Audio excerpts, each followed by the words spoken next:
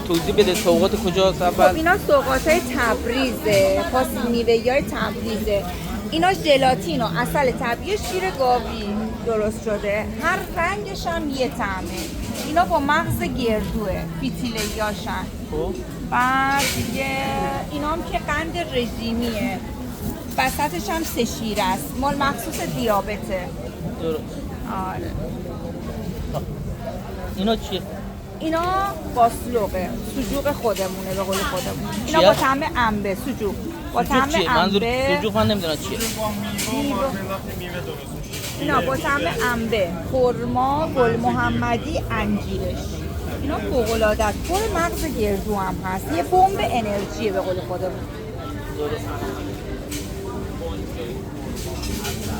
حالا یه نیم کیلو از اینا بکش برام. چشام. و از کدوم بسیارم؟ از اینا بریز داخلش اینا. زیاد نرید کم برید و از همه مدل برید کم.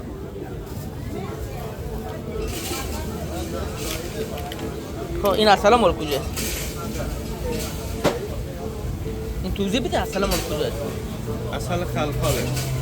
اصلا مال خلخال؟ آره. رفتم. این که الان به تست دادم جوان آبی کنه. این هم موم جوان آبی کنه. ما یه بار آب شکر برده. ساکاروزش میاد زیرش که. این هم داریم اصل کوهیه. مومش هم خودبافت معموله. یا لاکسیلاک شده به خاطر همین قند و شکر آب شکر نخورده میکنم. دستش هم 1 کیلوییه. 180.